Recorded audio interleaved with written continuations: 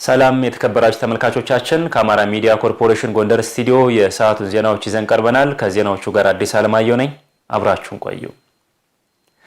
የበጎ ፍቃድ ስራው በክረምት ወራት ብቻ ሳይሆን በበጋ ወቅትም ተጠናክሮ መቀጠል እንዳለበት የደቡብ ጎንደር ዞን ሴቶች ወጣቶችና ማህበራዊ ጉዳይ መምሪያ ገለጸ። ለአንድ ተማሪ አንድ ደርዘን ደብተር በሚል መልእክት ከ54,000 በላይ ተማሪዎች የትምህርት ቁሳቁስ ድጋፍ ተደርጓል። ተክለ ብርሃን ፈንታ ተጨማሪ ዘገባ ይዟል። ዳሳሽ ምስጋናው በደቡብ ጎንደር ዞን ደብረታቦር ከተማ የ7ኛ ክፍል ተማሪ ናት። በጎ ፈቃደኞች የተደረገላት የትምህርት ቁሳቁስ ድጋፍ ከጓደኞቿ ጋር እኩል እንድትማር የሞራል ስንቅ እንደሆናት ተናግራለች። ጠንክራ በመማር ዛሬ ላይ ያገዟትን ውለታ ለመመለስ ዝግጁ መሆኗንም ገልጻለች። ይሄ ግዳፍ ባልሰጥ ኑሮ ከትምህርት ገበታ ተፈናቀል ነበር።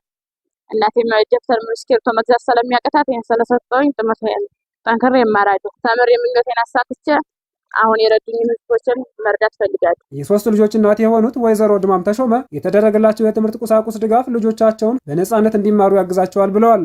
ባልገደፍ ኑሮ ልጆችም ትምህርት ይቋረጣሉ። ልጆችንም ልቀይርና እኔም ልቀይር አልችልም ነበር። የሚገደፉኝ ካሆነ ልጆችም እኔም ሃይምሮን እያደስኩ የልጆችም ሃይምራቸው እየታደሰ የሚበሉት የሚለብሱት ካላጡ ለትምህርታቸው እየጓጉ ሊማሩ ይችላሉ። የበጎ ፈቃድ ስራው በክረምት ብቻ ሳይሆን በበጋ ወቅትም ተጠናክሮ ይቀጥላል ያሉት የደቡብ ጎንደር ዞን ሴቶች ወጣቶችና ማህበራዊ ጉዳይ መምሪያ ኃላፊ አንጓሽ ፋሲካው ሁሉም በባለቤትነት ስሜት ይዞ መተግበር ይገባል ብለዋል።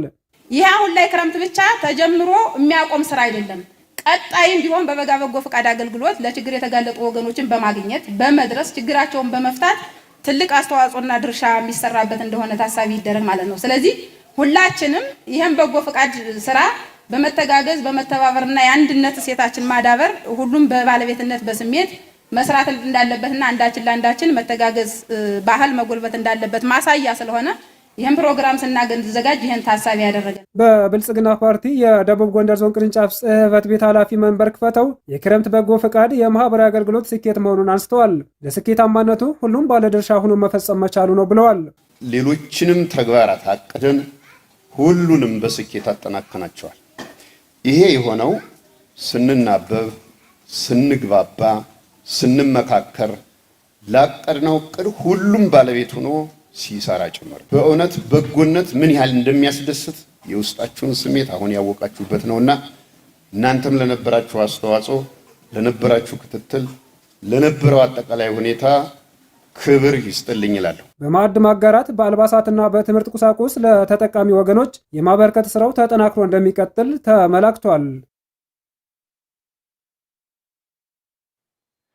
በጎንደር ከተማ የሚገኘው የአይራ ጠቅላላ ሆስፒታል የአገልግሎት ጥራቱን ለማሳደግና የተገልጋዮችን እርካታ ለመጨመር የተለያዩ ስራዎችን እየሰራ መሆኑን አስታወቀም። በሆስፒታሉ ሲገለገሉ ያገኘናቸው ታካሚዎች የሆስፒታሉ አገልግሎት እየተሻሻለ መሆኑን ገልጸው የሚስተዋለውን የመድኃኒት እጥረት እንዲፈታም ጠይቀዋል። አምሳል አደራጀው ተጨማሪ ዘገባ ይዟል። በጎንደር ከተማ የሚገኘው አይራ ጠቅላላ ሆስፒታል አሰራሩን በማሻሻል ለተገልጋዮቹ ተገቢውን አገልግሎት ለመስጠት እየሰራ ይገኛል። በተያዙ ዓመት ለ80 ሺህ ያህል ዜጎች አገልግሎት ለመስጠት መታቀዱን ያነሱት የሆስፒታሉ ስራ አስኪያጅ አቶ ገብረ ዮሐንስ የሽነህ ከ68 ሺህ በላይ ዜጎች የአገልግሎቱ ተጠቃሚ መሆናቸውን ገልጸዋል። አይራ ጠቅላላ ሆስፒታል የአገልግሎት ጥራቱን ለማሻሻል በርካታ ስራዎችን እየሰራ በዚህ ዓመት እንግዲህ ለ80 ሺህ ዜጎች አገልግሎት እንሰጣለን፣ የሕክምና አገልግሎት እንሰጣለን ብለን አቀደን ኦልሞስት ከ68 ሺህ በላይ የሚሆኑ ዜጎች ሕክምናና አገልግሎት መስጠት የቻልንበት ወቅት ነበር። በሆስፒታሉ ሲገለገሉ ያገኘናቸው ታካሚዎች የተቋሙ የአገልግሎት አሰጣጥ ተገቢ መሆኑን ጠቁመው የመድኃኒት እጥረት መኖሩን አንስተዋል። ዮሐንስ አለም ተፈራ እባላለሁ። ቫይቬክስ ማላሪያ ነው። የዶክተሮችም ክትትል በጣም ደስ የሚል ነገር ነው። ግን ያቺ አንዳንድ ጎድሮ ቫይታሚን ዲ መመርመሪያዎች ትንሽ የተጓደሉ ናቸው። እነሱ ቢሟሉ ብዬ አንዲት መድኃኒት ብቻ ነው የሌለች እንጂ ሁሉን ነገር አግኝተናል። ይሄ አንሻ ደም ይባላል። እንደ ንፋስ አድርጎ በቃ ውጋት አንገቴ ላይ ሲያመኝ አሌላ ሕክምና ቆይቻለሁ። አስጥፊ ወደዚህ መጣሁ። አመምጣት ያዩና ተባብረው ወዲያው መድኃኒቱን ጀመሩልኝ። ከዛ ሲከታተል በቃ አስም ነው አለኝ። አሁን 4 ቀን 5 ቀን ነው ክትትላቸው በጣም ይመሰገናል። መድኃኒቱም ይኸው እንደምታየው ተሆነ እያሻሻሉ ይሰጡኛል። አባይ ወልዴ እባላለሁ። መኖረው ያመመኝ የደም ግፊትና የስኳር በሽታ ነው። ለ14 ዓመት ያህል እጠቀማለሁ። ይሄ ሆስፒታል ከተቋቋመ ጀምሮ ከላይኛው ሆስፒታል ያለውን ችግር አቃሉለታል። አንዳንድ መድኃኒቶች እጥረቶች አሉ። አገልግሎታቸው ሲሆነ ለምሳሌ አሁን ያለ የስኳር የግፊትም አልፎ ስለማይሟላ ለቀይ መስቀል እየተጻፈ ከዚያም ከተገኘ ነው፣ ካልተገኘም በኪሳችን እያወጣን ነው። አንዳንድ እነዚህ መድኃኒቶች ቢሟሉ ጥሩ ነው የሚል ነው።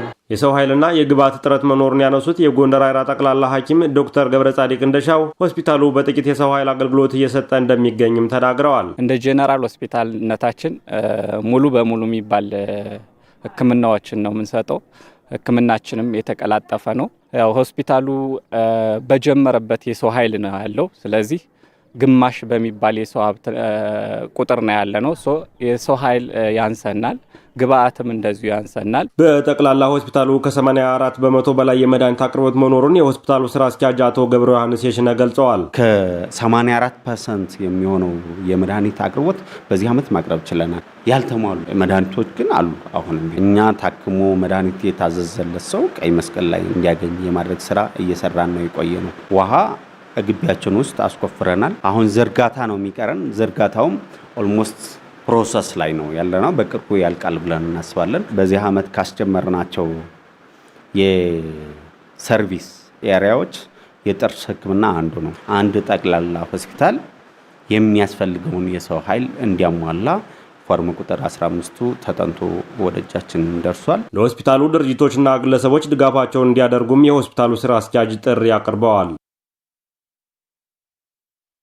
በማዕከላዊ ጎንደር ዞን ጭልጋ ወረዳ በሚገኘው አይከል ሁለተኛ ደረጃ ትምህርት ቤት የተጀመረው የትምህርት ቤት ማስፋፊያ በማህበረሰቡና በበጎ አድራጊዎች ተሳትፎ እየተገነባ መሆኑን የጭልጋ ወረዳ ትምህርት ጽሕፈት ቤት አስታወቀ። ህብረተሰቡና የሚመለከታቸው አካላት ድጋፍ እንዲያደርጉም ተጠይቋል። መሰረት ባየ ተጨማሪ ዘገባ ይዛለች። በማዕከላዊ ጎንደር ዞን አስተዳደር ጭልጋ ወረዳ የሚገኘው አንጋፋው አይከል ሁለተኛ ደረጃ ትምህርት ቤት በ1962 ዓ.ም ነበር የተመሰረተው። ትምህርት ቤቱ ለብዙዎች የእውቀት ብርሃን ለሀገርም የተማረ ሰው በማፍራት ባለውለታ ነው። የትምህርት ቤቱ የመማሪያ ክፍል ጥበት ባሳሰባቸው ቅን አሳቢዎች የተጀመረው የማስፋፊያ ግንባታ በማህበረሰቡና በበጎ አድራጊዎች ተሳትፎ ተጠናቆ አገልግሎት እንዲሰጥ ማህበረሰቡን በማንቃትና በማስተባበር እያገዙ መሆኑን የከተማዋ ነዋሪና የግንባታው አስተባባሪዎች ተናግረዋል። ወይዘሮ ታሪክ አቦሃይ ነው የሚባለው። ይሄን ግንባታ ማስተባበር በዛ ላይም ገንዘቡ በአግባቡ ለታለመለት ዓላማ እንዲውል በጥንቃቄ ማስተባበር ነው የመጀመሪያው ጉዳይ። ከዛ በተጨማሪ የደሞዜን 50% ድጋፍ አድርጌያለሁ ማለት ነው እንደ ግለሰብ። ያ ብቻ ሳይሆን እዚህ አካባቢ የተወለዱ ልጆች እዚህ ትምህርት ቤት የተማሩ እኔም እዚህ ትምህርት ቤት ነው የተማርኩትኝና ለትምህርት ቤቱ እዚህ አካባቢ ያሉ ሰዎች የድርሻቸውን እንዲወጡ የራሳችን አስተዋጽኦ እናደርጋለን ባለን ተግባቦት ማለት ነው። ጌትነት አለሙ እባላለሁ። ህብረተሰቡ በራሱ አቅም እንዲገነባ የማስተባበር ስራ ሰራለሁ። ያገባኛል የሚለው አካልን ሰብስበን እርስ በርሳችን በውይይት መጀመሪያ ይሄን ትምህርት ቤት ለመጀመር በማህበረሰቡ ተሳትፎ ካሰብነው በኋላ ጀመርነ። ማህበረሰቡ ወኔ ያለው ትምህርት ቤቱ ታሪክ አለው እና ያን እያሰባሰብ በቤተ ክርስቲያን በተለያየ ቦታ አርሶ አደሩን በምንሄድበት ቦታ እየቀሰቀስን አሁን እዚህ ደርሰናል። ትምህርት ቤቱ ሲጠናቀቅ ከበርካታ አካባቢዎች ለሚመጡ ተማሪዎች አገልግሎት እንደሚሰጥ የሚያነሱት የግንባታው አስተባባሪዎች ግንባታው እስኪጠናቀቅ ህብረተሰቡና የሚመለከታቸው አካላት ድጋፋቸውን አጠናክረው እንዲያስቀጥሉም ጠይቀዋል። ግንባታውን ስንጀምር ቃል የተገቡ ገንዘቦች በሙሉ ወደዚህ አካውንት አልገቡም። ቃል ከተገቡት ወደ 18 ሚሊዮን ብር አካባቢ ገቢ የሆነው ወደ 10 ሚሊዮን ገደማ ነው። አንድ ቃል የተገቡ ገንዘቦች በአግባቡ ገብተው በተለይ በዚህ ክረምት እንጨቶችም አሸዋም እንደምታዩ ያለው ሀብት እንዳይበክን ቢያንስ ሁለተኛ ስላቡን የምናጠናቀበት ሁኔታ እንዲኖር ማህበረሰቡ የጀመረውን ነገር አጠናክሮ መቀጠል እንዳለበት ሆኖ መንግስትም የራሱን ድርሻ መወጣት አለበት የሚል እምነት አለኝ። የእጁን ማስገባት አለበት የሚል ሀሳብ አለኝ። ያገባኛል የሚል አካል በገንዘብም በሚቻለው አቅም ማስደጎም፣ በተለይ ኤንጂኦዎች እንዲገቡ እንዲያግዙን ማድረግ ቢያግዙን እኛ ይሄን ለቅርብ ቀን ያው ጥሩ ተማሪ እንዲወጣ እናደርጋለን። የትምህርት ቤቱ ርዕሰ መምህርና የግንባታ አሰሪ ኮሚቴው ምክትል ሰብሳቢ አቶ ሰጠኝ መካሸው በአንድ ክፍል ውስጥ ያለው የተማሪ ጥምርታ ብዛት የማስፋፊያ ግንባታውን ለመጀመር መነሻ እንደነበር አንስተዋል። በአንድ ክላስ እስከ 80 ድረስ የምናስተምርበት ተቋም ነው። ከዚህ አኳያ ነው እንግዲህ 3 ወለል ያለው ህንፃ እንዲገነባ ፕሮጀክት ተቀርጾ በማህበረሰቡ ተሳትፎ አሁን ላይ ወዳለንበት ደረጃ እንድንደርስ የተደረገው። የጠጠር ሀብት አለን፣ የአርማታ ጉዳዮች የሚያልቁበት የብረትና የሲሚንቶ ጉዳይ ነው የሚያሳስበን ማለት ነው። በወረዳው በርካታ የትምህርት ቤት ማስፋፊያዎች እየተከናወኑ መሆኑን የገለጹት የጭልጋ ወረዳ ትምህርት ጽሕፈት ቤት ኃላፊ አቶ ዘሪሁን ንጉሴ በማህበራዊ ሚዲያ እና በሌሎች አማራጮች ሀብት በማሰባሰብ ግንባታውን ማስቀጠል መቻሉን ገልጸዋል። በረጂ ድርጅቶችም በህብረተሰብ ተሳትፎም በአንደኛ ደረጃና መካከለኛ ደረጃ ትምህርት ቤቶች፣ በሁለተኛ ደረጃ ትምህርት ቤት አሁን ባለንበት በበርካታ ተቋማት የትምህርት ቤት ማስፋፋት ስራዎችን እየሰራን እንገኛለን። የምታዩት ግንባታ ከቆመበት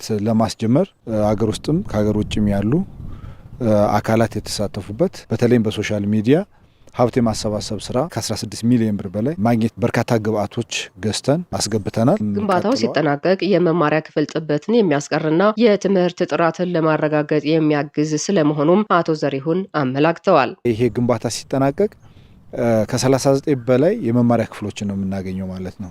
ይሄ ደግሞ ለረጅም ጊዜ አይከል ሁለተኛ ደረጃ ትምህርት ቤት የነበረበትን የመማሪያ ክፍል ጥበት የሚፈታ ፋይዳው እጅግ በጣም ከፍተኛ ነው። መማሪያ ክፍል ብቻ አይደለም፣ የላቦራቶሪ የሚሰራባቸው ላብ ሩሞች አሉት፣ የአይሲቲ ሩሞች አሉት፣ ካፍቴሪያ ያለው ሌሎች የንጽህና መጠበቂያዎች ክፍሎች ሁሉ አሉት ማለት ነውና ዘመናዊ የሆነ ትምህርት ቤት ነው የምንሰራው። የትምህርት ቤት ማስፋፊያ ግንባታው 30 በመቶ መድረሱን ከወረዳው ትምህርት ጽሕፈት ቤት ያገኘነው መረጃ ያሳያል። የተከበራችሁ ተመልካቾቻችን ከአማራ ሚዲያ ኮርፖሬሽን ጎንደር ስቱዲዮ የሰዓቱ ዜናዎቻችን የተከታተላችኋቸውን ይመስሉ ነበር። ከዜናዎቹ ጋር አዲስ አለማየሁ ነበርኩ። ጤና ይስጥልኝ።